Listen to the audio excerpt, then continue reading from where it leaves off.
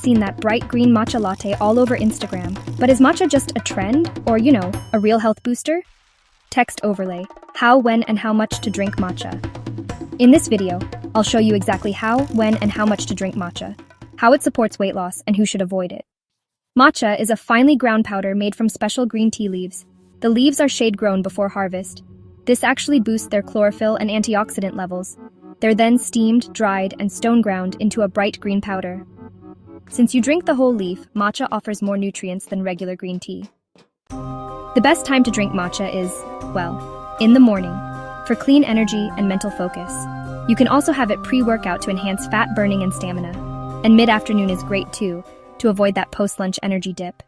But avoid drinking it after 4 p.m. because the caffeine might disturb your sleep. Alright, here's how to make traditional matcha.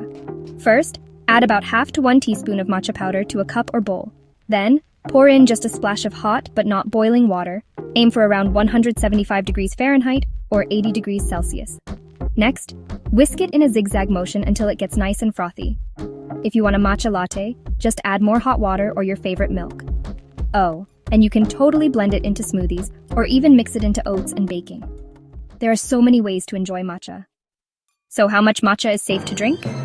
Well, stick to 1 to 2 teaspoons per day, which gives you about 60 to 80 milligrams of caffeine. That's basically equal to 1 regular cup of coffee. But you'll probably notice fewer jitters, thanks to the L-theanine in matcha.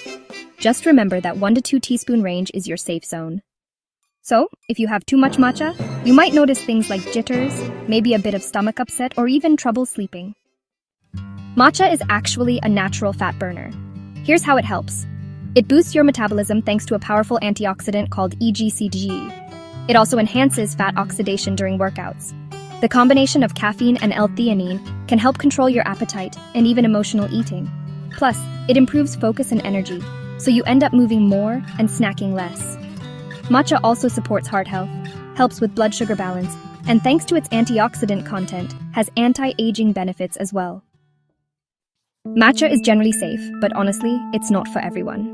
You should avoid or limit it if you're pregnant or breastfeeding. Definitely check with your doctor first. Also, if you have iron deficiency, since matcha can reduce iron absorption. It's best to skip it if you're very sensitive to caffeine, or if you're taking blood pressure or blood-thinning medications. Matcha is honestly more than just a trendy drink.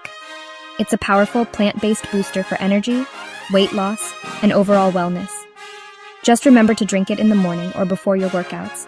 Keep it to 1 to 2 teaspoons per day, and choose pure organic matcha for the best results. And of course, always listen to your body. So, are you ready to give matcha a try? Drop a tea emoji in the comments if you're excited to add it to your routine. And hey, don't forget to like, subscribe, and share this